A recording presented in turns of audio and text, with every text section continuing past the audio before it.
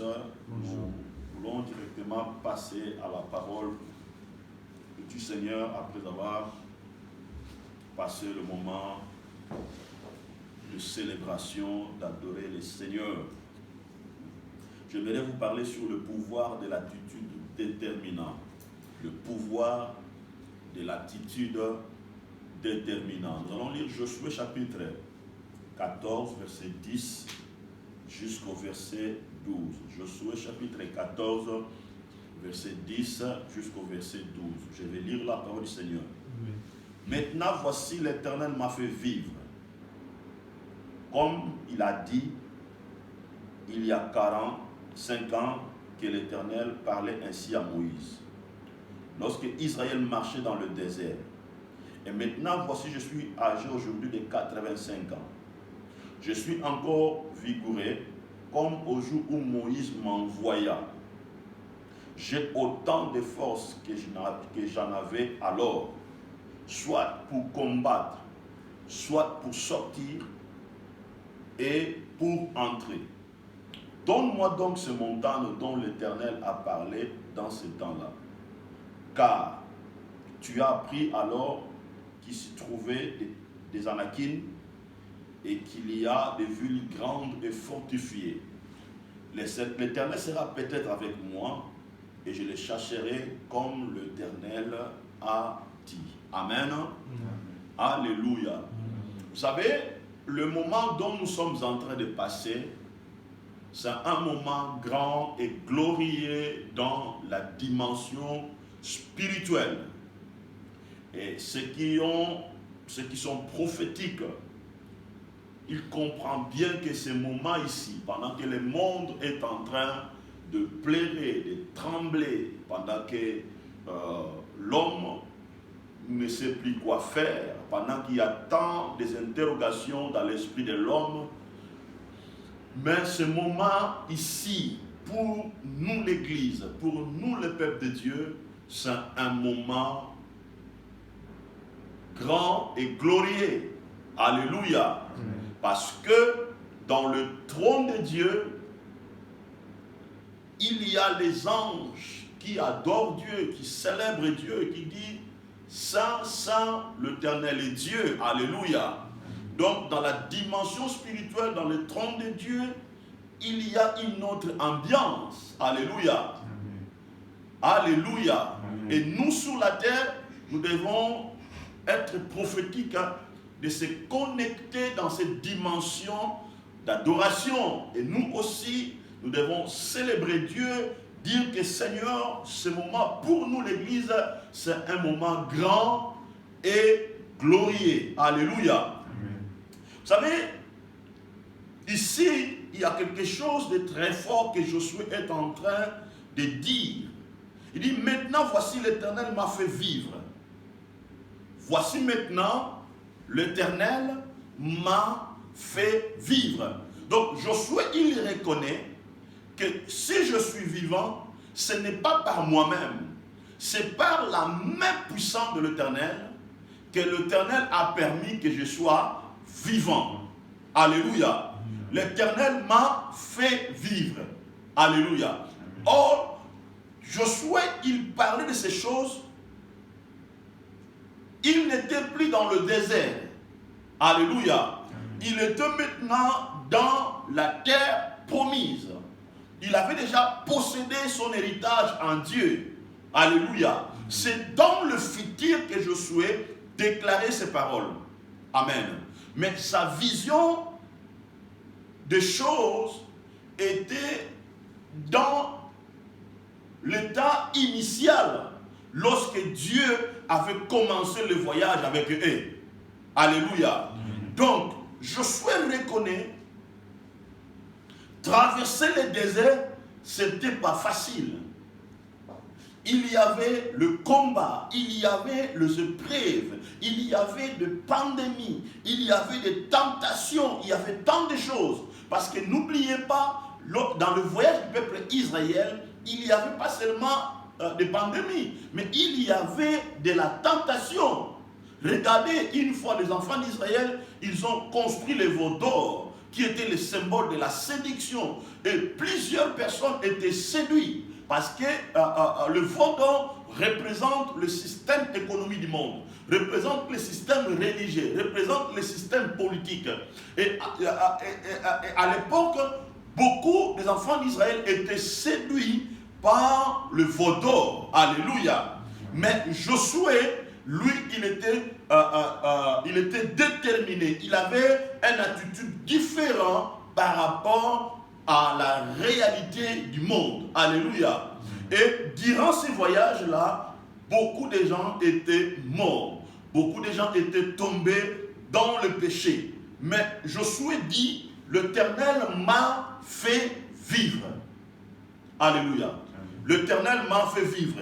Comme il a dit, il y a 45 ans, que l'Éternel parlait ainsi à Moïse. Lorsque Israël marchait dans le désert,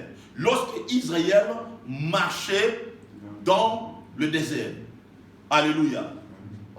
Donc on voit, pendant que le peuple marchait, voyageait, il y avait, ainsi dit le Seigneur, qui accompagnait le peuple. Il y avait une parole, il y avait un message qui accompagnait le peuple. Bien aimé, écoutez-moi. Dieu voyage avec nous avec sa parole. Dieu bouge avec nous avec sa parole. Alléluia. Parce que Dieu ne peut pas voyager avec son peuple comme ça. Dieu voyage avec son peuple par la parole, par les ressources de sa parole. Maintenant, lorsque Dieu voyage avec toi par sa parole, tu dois être attentif, alléluia, à l'écoute de cette parole. Tu dois être obéissant à l'écoute de cette parole. Parce que cette parole-là, elle est une puissance qui t'accompagne vers le voyage de ton héritage. Alléluia. Dans le temps où nous sommes arrivés, il y a la parole prophétique de Dieu qui est en train de nous accompagner vers l'éternité. Et nous devons nous attacher avec cette parole. Nous devons faire confiance à cette parole. Notre attitude doit être déterminante par rapport à cette parole. Alléluia. Il a dit, maintenant, voici je suis âgé aujourd'hui de 85 ans. Amen. Voici aujourd'hui. Je suis âgé de 85 ans. Je suis encore vigoureux comme au jour où Moïse m'envoya. Cela veut dire, j'ai encore la force, comme les jours où Moïse m'envoya. Donc on voit ici l'attitude de Josué ou de Caleb ou des autres était une attitude déterminante. Alléluia. Était une attitude déterminante. On voit ici l'attitude de l'obéissance, de l'engagement, de la fidélité. Amen. Malgré 40 ans après, leur attitude n'avait pas changé. Amen. Parce qu'ils avaient traversé le courant de plusieurs épreuves. Mais cela n'avait pas laissé de blessures ou de plaies dans leur cœur. Alléluia. Leur attitude de servir Dieu n'avait pas changé. Ils étaient toujours déterminés. Amen. Or, dans le temps où nous sommes arrivés, notre objectif est premièrement de réussir dans la dimension spirituelle. Cela veut dire de posséder l'héritage que Dieu nous a promis. Premièrement, c'est l'héritage éternel. Alléluia. C'est l'héritage éternel. Et pour que nous puissions posséder cet héritage éternel, il faut que nous puissions travailler. Amen.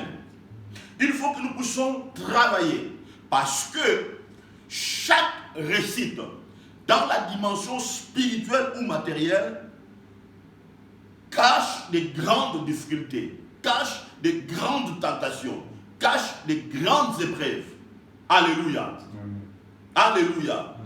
Maintenant, il nous faut une attitude d'engagement. Il nous faut une attitude déterminante.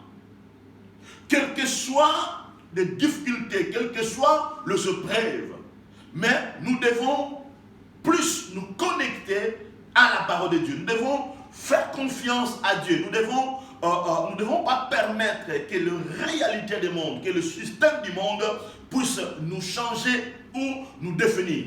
Alléluia. Amen. Parce que nous vivons dans un temps, beaucoup de gens, ils sont dans l'église. Ils citent le nom de Dieu. Mais ils n'ont pas une mentalité. Ils n'ont pas une mentalité déterminante ou de fidélité ou d'engagement pour servir Dieu ou agir dans la réalité spirituelle par rapport à la parole que Dieu libère tous les jours. Alléluia. Maintenant écoutez, il dit, je suis encore vigoureux comme au jour où Moïse m'envoya. J'ai encore la force, comme les jours où Moïse m'envoya. Donc on voit ici, rien n'avait bougé la dimension de foi, de détermination ou de vision ou de l'objectif de Josué. Alléluia. Quelle que soit la réalité, quel que soit tant de choses, quelles que soient les doctrines qui sortaient, quelle que soit la réalité politique, quelle que soit la séduction, quel que soit le système que le diable avait mis en place, mais rien n'avait bougé l'attitude déterminante de Josué par rapport à son engagement, par rapport à la parole de Dieu. D'ailleurs, il dit, comme au jour où Moïse m'avait envoyé. Alléluia. Vous savez, Dieu peut t'envoyer à travers son serviteur. Dieu peut t'envoyer à travers sa parole. Dieu peut te donner un but. Dieu peut te donner un objectif à travers un homme de Dieu. Amen. Ou à travers un ange de Dieu.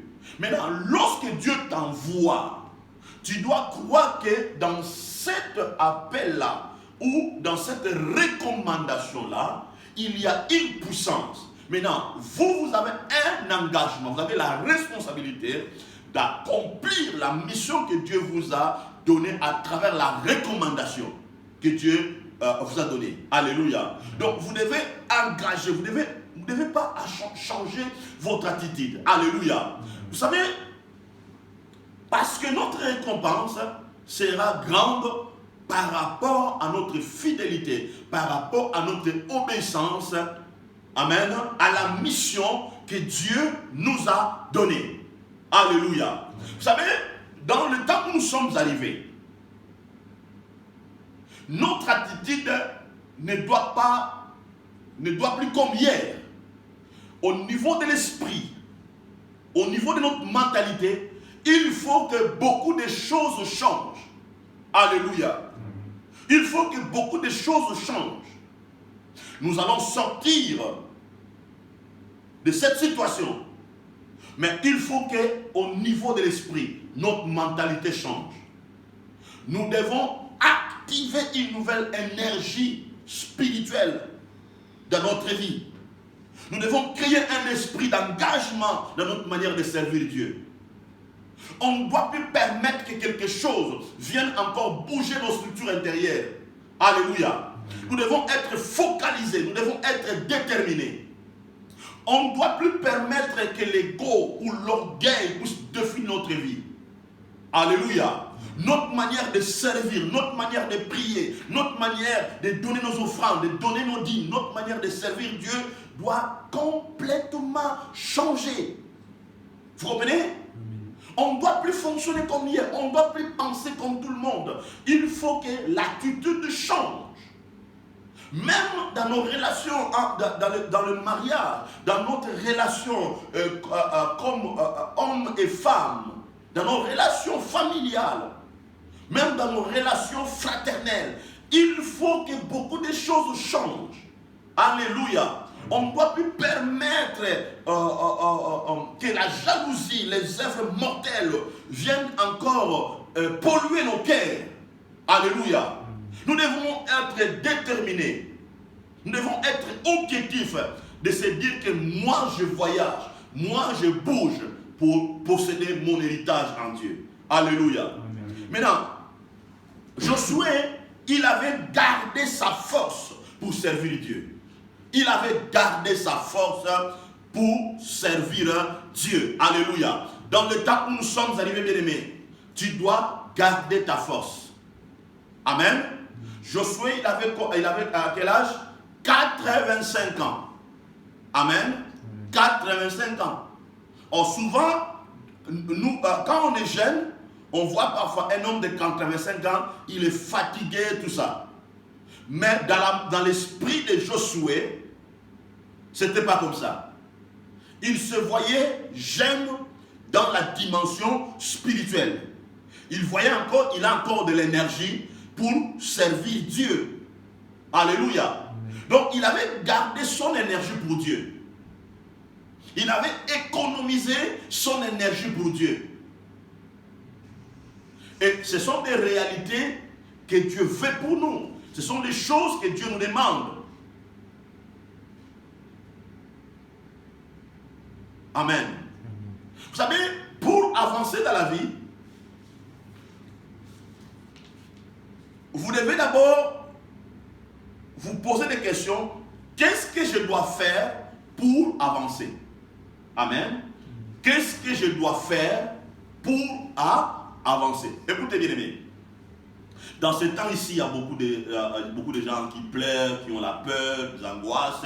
Il y a tant de choses, de pression, tout ça. Amen. Est-ce que c'est laissé dans cette position-là?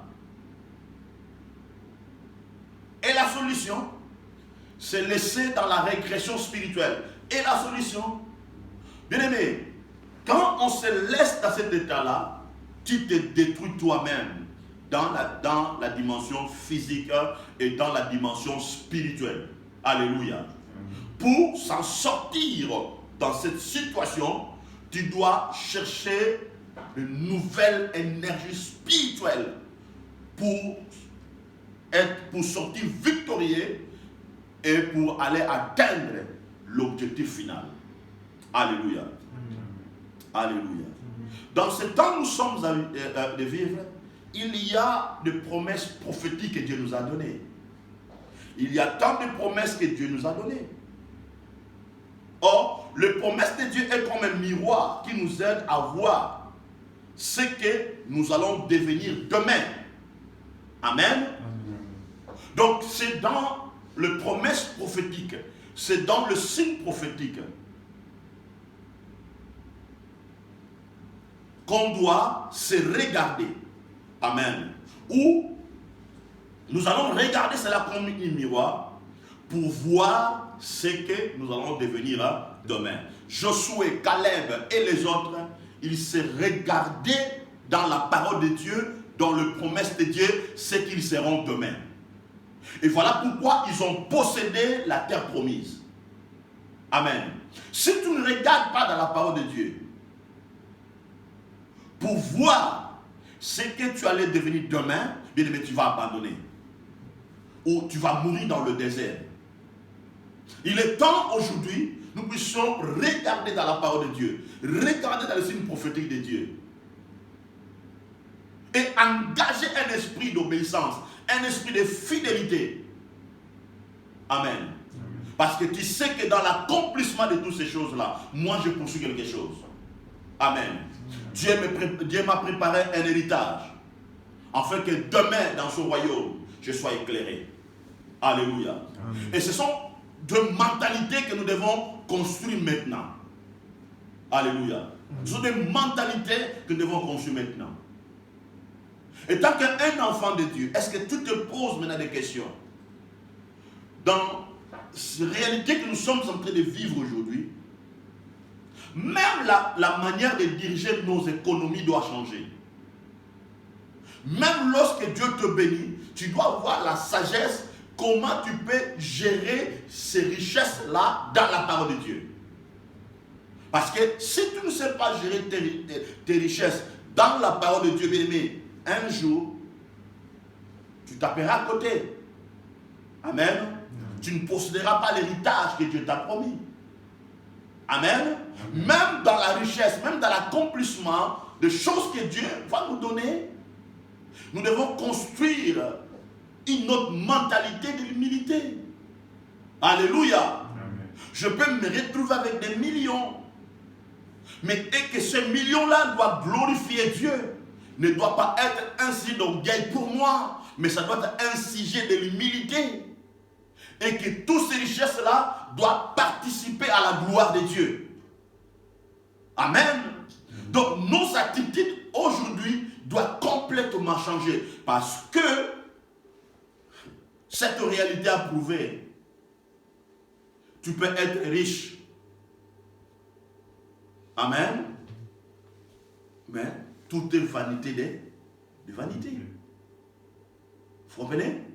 Aujourd'hui, et les riches, et les pauvres, nous sommes tous déconfinés. Amen. Amen. Nous sommes tous bloqués. Amen. Amen. Nous tous aujourd'hui, nous sommes restés dans nos maisons. Il y a des gens qui pleurent quand est-ce qu'on serait déconfiné. Amen. Amen. Aujourd'hui, qui va monter encore en première classe? Business class. Qui encore? Amen. Donc cela prouve qu'il y a des changements qui se font sous la terre. Maintenant, nos habitudes doivent complètement changer. Voilà pourquoi David a dit ceci. Le roi David a dit que tout ce qui est à moi loue le Seigneur. Vous comprenez? Mon argent, mon ministère, ma royauté, mon mariage, tout ce que j'ai doit louer le Seigneur. Or, lorsque tout ce qui est en toi loue le Seigneur bien-aimé, tu ne seras pas égoïste. Ton cœur sera ouvert pour servir Dieu. Alléluia. Bien-aimé, écoutez-moi. Chaque promesse de Dieu ne sont pas un cadeau. Amen. Chaque promesse de Dieu que Dieu nous donne, ces promesses sont des ressources que Dieu met à notre disposition afin que nous puissions s'en servir devant la réalité ou les réalités de la vie. Amen. Donc chaque parole que Dieu te donne, ce sont des ressources. Tu dois utiliser ça dans des moments difficiles, dans les réalités de la vie. Tu dois utiliser cette parole-là. Amen. Tu dois utiliser cette parole-là.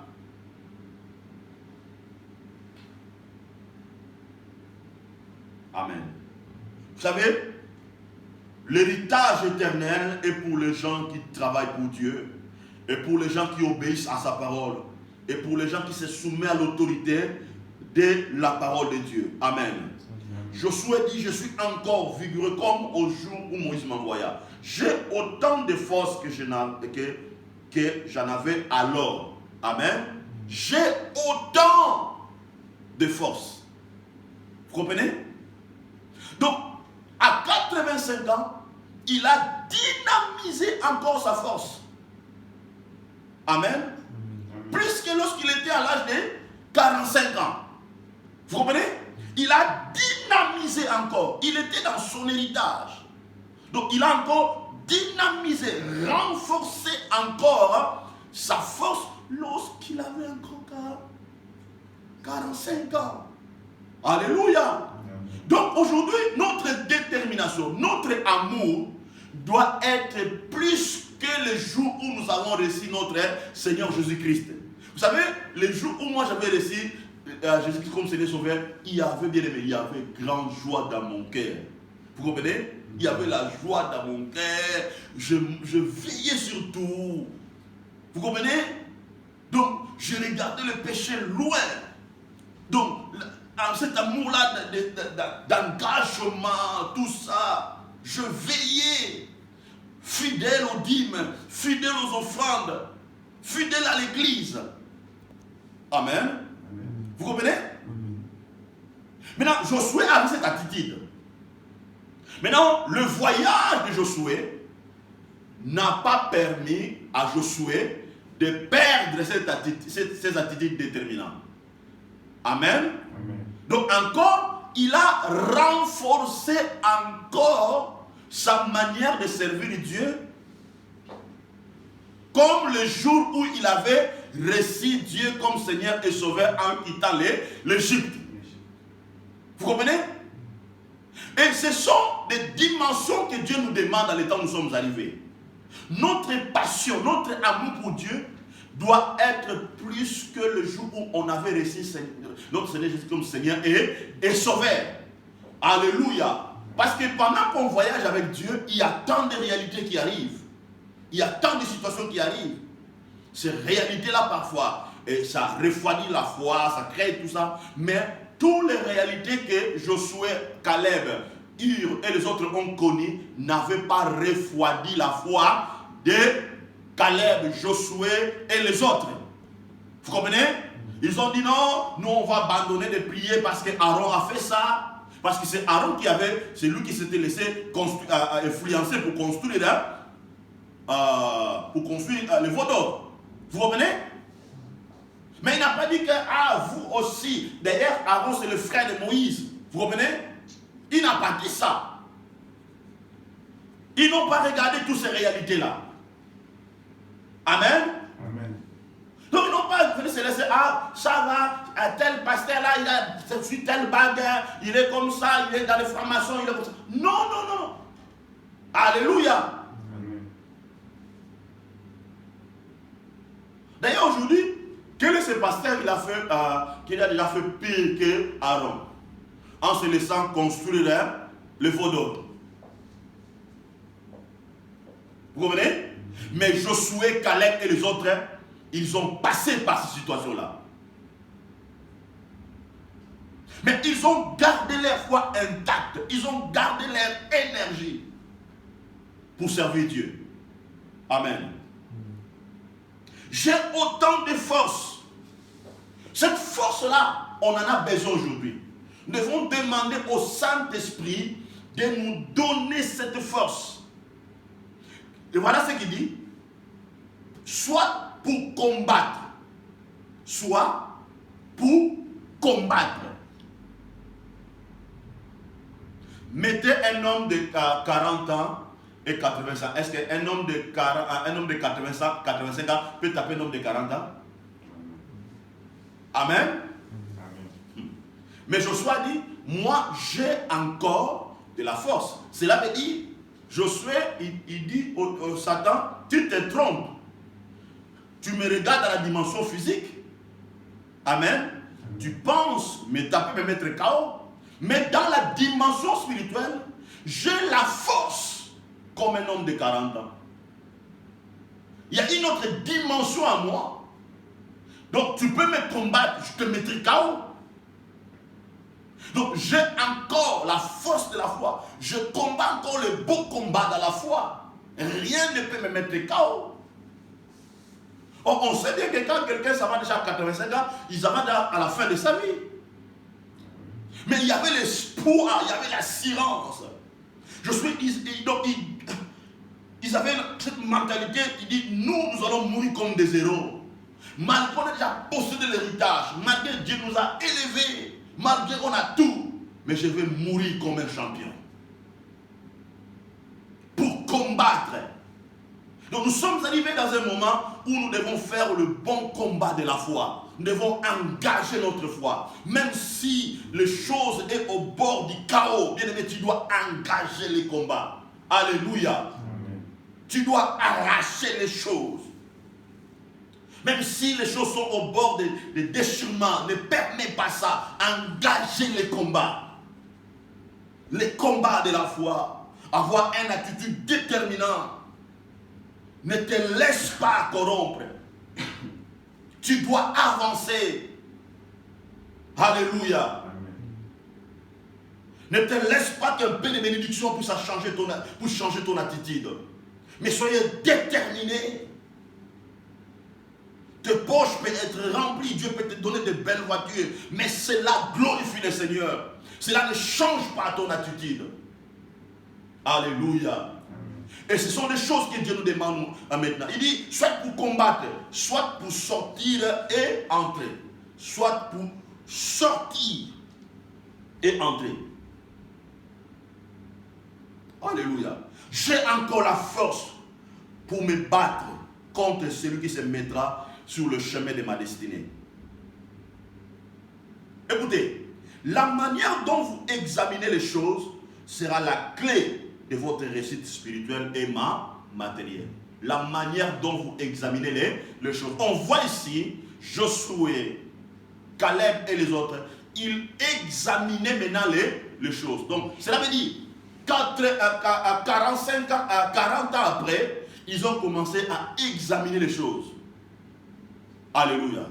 Donc, ils voient encore l'avenir autrement. La manière dont tu examines les choses, cela sera la clé de votre réussite. Analysez et agir par la foi, car analyser les choses vous donne la possibilité de prendre les meilleures décisions. Amen. Analyser et agir par la foi, car analyser les choses vous donne la possibilité de prendre les meilleures décisions. Amen. Donc on voit que Josué, il continuait à prendre des décisions. Dans le temps où nous sommes arrivés, Dieu nous demande de prendre des décisions fortes. Amen. Des décisions de relever la tête, des décisions d'avancer. Ce sont là que Dieu nous demande. Les décisions de regarder aux structures de notre vie spirituelle, de voir quelles sont les choses qu'on peut changer, quelles sont les choses qu'on peut perfectionner, quelles sont les choses qu'on peut abandonner. Alléluia. C'est la décision que Dieu nous demande. On ne doit pas prendre des décisions, tu prends seulement des décisions et que demain, ça refroidit. Non, non, non, non, non, non, non. Dieu a besoin que nous puissions prendre des décisions solides. Alléluia. Dieu nous demande de fonctionner différemment par rapport à la réalité qui nous entoure. Dieu nous demande de fonctionner différemment par rapport à la réalité qui nous entoure. Ce sont des choses que Dieu nous demande maintenant. Alléluia. Nous devons rêver l'éternité. Nous devons rêver les promesses de Dieu. Vous savez, pour terminer, il y a quelque chose qui me frappe. À la demande des disciples, je pense que c'est Pierre. Il a dit, Seigneur, nous avons tout quitté. Tout abandonné. Nos entreprises, tout. Mais qu'est-ce que tu nous donneras? Voilà ce que le Seigneur a dit. Je vous donnerai des maisons, de biens, de famille, tout ça. Tout, tout. Donc tout ce que l'homme, tout ce qui cherche à définir l'homme, à fonctionner l'homme, dans le besoin de l'homme, Jésus a dit, je vous donnerai ça. Mais voilà ce que Jésus va dire. À l'avenir, la vie est éternelle. Cela veut dire, tout ce que vous allez gagner doit avoir pour objectif la vie est éternelle. Cela veut dire, tout ce que vous pouvez posséder, Dieu doit être dedans. Vous devez laisser que Dieu vous accompagne dans votre bénédiction jusqu'à la vie éternelle. Vous comprenez? Et ce sont des mentalités que Dieu nous demande maintenant. Cela veut dire, Jésus voulait seulement dire, ne célébrez pas le matériel, mais célébrez ma parole qui vous amènera dans la vie éternelle. Donc nous sommes arrivés dans un moment donné, célébrer la bénédiction, ça n'a plus de sens. On doit plus célébrer Dieu. Amen. Célébrer Dieu. Célébrer Dieu. Célébrer Dieu. C'est ce que Dieu nous demande. Amen. Je vais terminer par cette parole. Les rêves, ça fait partie de votre prophétie. C'est ce que vous rêvez a un lien avec votre destinée. Cela veut dire, Jésus a dit ceci. Vous devez rêver la vie éternelle. Vous devez rêver le royaume. Amen. Vous devez rêver le royaume. Vous savez, la Bible dit ceci. Les disciples ont posé la question à Jésus. Quel sera le signe de ton arrivée, de ta venue ou du commencement de ton règne? Amen. Et ils ont rajouté et du temps et de la fin du monde. Amen. Ils ont posé la question à Jésus-Christ. Cela veut dire, le monde ici qui donne à l'homme tout, ce monde-là un jour va finir. Et tout ce que l'homme croit posséder, ça va finir aussi. si le monde va finir, amen, tout ce que l'homme possède aussi, ça va finir. Amen. Donc un jour, les diamants, le pétrole, tout, ça va finir quand le monde sera à sa fin. Et toute la richesse que l'homme a possédée par rapport au trésor du monde prendra aussi fin. Voilà pourquoi Salomon dit, le roi Salomon dit par la sagesse, il dit vanité de vanité, tout est vanité. Voilà pourquoi Christ ajoute, il a dit, cherchez premièrement le royaume des cieux. Parce que lorsque le monde prendra fin, le nouveau règne de Christ va commencer. Cela veut dire, un monde va partir, un nouveau monde va s'installer. Et dans ce nouveau monde-là, ce sont les gens qui ont accepté Jésus-Christ, qui ont servi Jésus-Christ avec fidélité. Ce sont ces personnes-là qui vont régner avec Christ dans ce nouvel règne, dans ce nouveau monde-là. Alléluia. Amen. Et c'est très important. Un jour, je vous enseignerai sur ce nouveau règne-là. Mais je vous donne seulement un aperçu de comprendre que ce monde ici est allé à la fin avec toutes ces choses-là. Et la Bible déclare, toute chose passera. Ce monde passera, mais la parole de Dieu ne passera jamais. Que Dieu vous bénisse.